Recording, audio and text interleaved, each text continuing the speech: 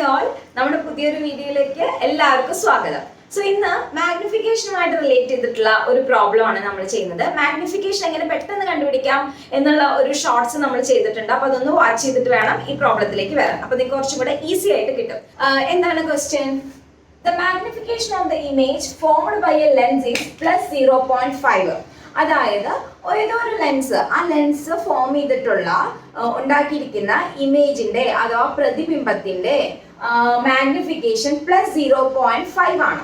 Okay, what type of lens is this? ഏത് type lens ആണ് ഇത്? What are the nature of the image? എന്തൊക്കെയായിരിക്കും ഇമേജിന്റെ പ്രത്യേകതകൾ? And which of the following can be the power of this lens? അങ്ങനെയാണെങ്കിൽ ആ ലെൻസിന്റെ power ആയി വരാൻ ചാൻസ് ഏതൊക്കെയാണ്? അതൊക്കെയാണ്. അപ്പൊ നിങ്ങളൊന്ന് ആലോചിച്ച് നോക്കുക, എന്തെങ്കിലും ആൻസർ കിട്ടുന്നുണ്ടോ ഇല്ലേ എന്നുള്ളത് ഒന്ന് പോസ് ചെയ്തിട്ടൊന്ന് ആലോചിച്ച് നോക്കാം. ഓക്കെ, നമുക്ക് ആൻസറിലേക്ക് പോവാം. സോ ഞാൻ ഇതിന്റെ മാഗ്നിഫിക്കേഷൻ വെച്ച് പെട്ടെന്ന് കിട്ടാനുള്ള ഒരു ഷോർട്സ് ചെയ്തിട്ടുണ്ടെന്ന് പറഞ്ഞു. അപ്പൊ അതൊന്ന് നോക്കണേ. സോ ഇവിടെ ഞാൻ പറഞ്ഞു മാഗ്നിഫിക്കേഷന് വാല്യൂവും സൈനും ആണ് നോക്കേണ്ടത്. So first when we are looking to the value അഥവാ സൈന് നോക്കുകയാണെന്ന് വിചാരിച്ചോ. സൈൻ നോക്കുമ്പോൾ പ്ലസ് ആണ്. പ്ലസ് ആണെങ്കിൽ എന്താ ഞാൻ പറഞ്ഞത്? പ്ലസ് ആണെങ്കിൽ നമുക്ക് തരുന്ന അതിന്റെ നേച്ചർ എന്തായിരിക്കും? അതെ, അത് ഇൻവേർട്ടഡ് ആയിട്ടുള്ളതായിരിക്കില്ല. എങ്ങനെയുള്ളതായിരിക്കും? നമുക്ക് നിവർന്ന ഇമേജ് അഥവാ ഇറക്റ്റ് ഇമേജ് ആയിരിക്കും, അഥവാ അത് വിർച്വൽ ഇമേജ്, മിഥ്യയായ ഇമേജ് ആയിരിക്കും. മിഥ്യയായതും നിവർന്ന ഇമേജ് തരുന്നതും നമുക്ക് ആരാണ്? കോൺകേവ് ആണോ കോൺവെക്സ് ആണോ? അതെ, കോൺകേവ് ആണ് തരുന്നത് അല്ലെ. ഏതാ തരുന്നത്? കോൺകേവ്.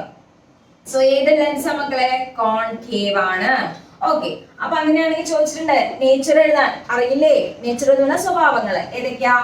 മിഥ്യ, അല്ലെങ്കിൽ നമുക്ക് എന്തെഴുതാം? മിഥ്യ അല്ലെങ്കിൽ നമുക്ക് എന്തെഴുതാം? വിർച്വൽ ആണെന്ന് എഴുതാം. എന്താ മക്കളെ? വിർച്വൽ. ആൻഡ് ഇൻവേർട്ടഡ് ആണോ അതോ ഇറക്റ്റ് ആണോ? ഇറക്റ്റ് ഇമേജ് ആണ് അല്ലെ. ഇറക്റ്റ് ഇമേജ്, ഇറക്റ്റ് അഥവാ നിവർന്നത്.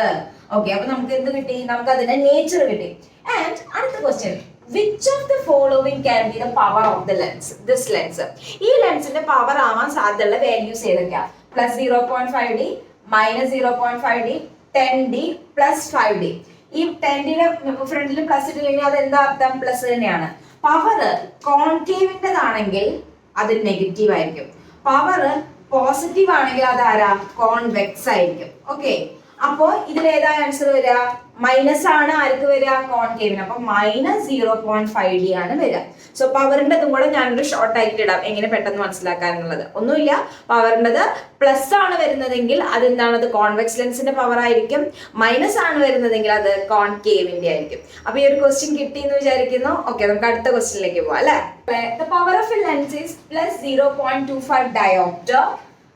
Calculate the focal length in centimeter. What type of lens is this? എന്താ ചോദിച്ചിരിക്കുന്നത്? ഒരു ലെൻസിന്റെ പവർ പ്ലസ് 0.25 ഡയോപ്റ്റർ ആണ്. 0.25 ഡയോപ്റ്റർ ആണ്. ഫോക്കൽ ദൂരം സെന്റിമീറ്ററിൽ കാണുക. ഏത് തരം ലെൻസ് ആണ് എന്നാണ് ചോദിച്ചിരിക്കുന്നത്. അപ്പൊ ഇത് എങ്ങനെയാണ് കണ്ടുപിടിക്കുക? നമ്മൾക്ക് പവർ ആണ് തന്നിരിക്കുന്നത് അല്ലെ. സോ പവർ തന്നിരിക്കുന്നുണ്ട്. എത്ര തന്നിരിക്കുന്നത്? പ്ലസ് 0.25 ഡയോപ്റ്റർ ആണ് അല്ലെ.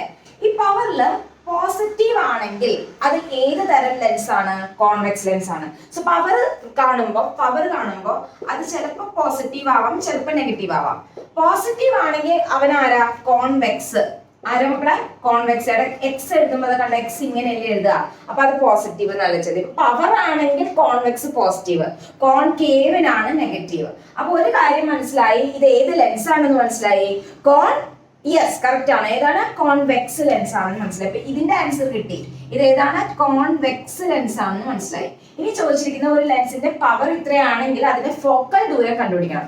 പവർ കണ്ടുപിടിക്കാനുള്ള ഇക്വേഷൻ 1/f ആണ് അല്ലെ. അത് 1/f ഇൻ മീറ്റർ. അങ്ങനെ ഒരു പ്രത്യേകതയുണ്ട്. നമുക്ക് കിട്ടുന്ന ഫോക്കൽ ദൂരം നമ്മൾ മീറ്ററിലാണ് എടുക്കുന്നത്. സോ നമുക്ക് ഇവിടെ കണ്ടുപിടിക്കേണ്ട പവർ അല്ല, പവർ തന്നിട്ടുണ്ട് ഫോക്കൽ. അപ്പൊ നമുക്ക് നേരെ ഇങ്ങോട്ട് ഇവനെ കൊണ്ടുപോയാൽ f is equal to 1/p അല്ലടാ.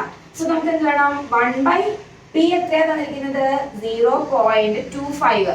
സോ 2 ഡെസിമൽ ഉണ്ടല്ലേ ഇവിടെ കളയാൻ. അപ്പൊ നമുക്ക് 100 ഹരിക്കണം 25. 100ന് 25 കൊണ്ട് ഹരിച്ചാൽ എത്രയാ? 4. ഇതിപ്പോ 4 മീറ്ററിലാണ് കിട്ടിയിരിക്കുന്നത്. നമുക്ക് എന്തിൽ വേണമെന്നാ പറഞ്ഞത്? സെന്റിമീറ്ററിൽ. മീറ്ററിനെ സെന്റിമീറ്ററിലേക്ക് ആക്കാൻ നമ്മൾ എന്ത് ചെയ്യണം?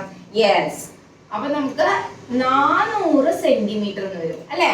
100 കൊണ്ട് നമുക്ക് അതിനെ എന്ത് ചെയ്യണം, മൾട്ടിപ്പിൾ ചെയ്യണം. ഓക്കെ, നമുക്ക് ഈ സെന്റിമീറ്ററിന്ന് മീറ്ററിലേക്ക്, മീറ്ററിന്ന് സെന്റിമീറ്ററിലേക്ക് അതൊക്കെ ഒന്ന് അറിയണം. 1 മീറ്റർ എന്ന് പറഞ്ഞു കഴിഞ്ഞാല് എങ്ങനെയാണ് അതിനെ അതിലേക്ക് കൺവേർട്ട് ചെയ്യുക, അതിന്റെ തിരിച്ച് എങ്ങനെയാണ്, അതൊക്കെ ഒന്ന് നന്നായിട്ട് അറിയുന്നത്, കറക്റ്റ് ആയിട്ട് അറിയുന്നത് വളരെ നല്ലതാണ്. സോ ഇന്ന് നമ്മൾ 2 പ്രോബ്ലം ആണ് ചെയ്തത്, മാഗ്നിഫിക്കേഷന്റെയും പവറിന്റെയും. ഇതേപോലെ നമ്മൾ ലെൻസ് ഇക്വേഷൻ വെച്ചിട്ടുള്ള പ്രോബ്ലംസ് നമ്മൾ വേറൊരു ഇതിൽ ചെയ്തിട്ടുണ്ട്, ലൈറ്റ് എന്ന് പറയുന്ന ഒരു ഇതിൽ ചെയ്തിട്ടുണ്ട്. അപ്പൊ അതൊന്നും നോക്കിയിട്ട് അതിൽ ഒരുപാട് ക്വസ്റ്റ്യൻസ് ചെയ്തിട്ടുണ്ട്. അപ്പൊ ഇത്രയൊക്കെ ക്വസ്റ്റ്യൻസ് ആണ് നിങ്ങൾക്ക് മാക്സിമം വരിക. അപ്പൊ അതിന്റെ പല വെറൈറ്റി ഭാഗത്തു നിന്നുള്ള ഇതെന്നാണ് ഞാൻ എല്ലാ ഭാഗവും ടച്ച് ചെയ്തിട്ട് എടുത്തിട്ടുണ്ട്. അപ്പൊ അതൊന്ന് നോക്കുക, എല്ലാ കാര്യങ്ങളും. ലെൻസ് 2 ടൈപ്പ്, കോൺകേവ്, കോൺവെക്സ്, അതിന്റെ പ്രത്യേകതകള്, യൂസസ്, അപ്ലിക്കേഷൻസ്, അതിന്റെ പാർട്സ്, ദാറ്റ് മീൻസ് വക്രത, കേന്ദ്രം, വക്രത, ആരം, centre of curvature, radius of curvature. അത് കഴിഞ്ഞിട്ട് നമ്മൾ അതിന്റെ ലെൻസ് ഇക്വേഷൻ പഠിക്കുന്നുണ്ട്.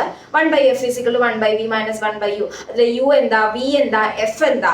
അതിൽ പിന്നെ നമ്മുടെ 2 കോൺവെക്സ് ലെൻസിന്റെയും കോൺകേവ് ലെൻസിന്റെയും ഇമേജ് ഫോർമേഷൻ, റേ ഡയഗ്രംസ്, പിന്നെ എന്താണ് വേണ്ടത്.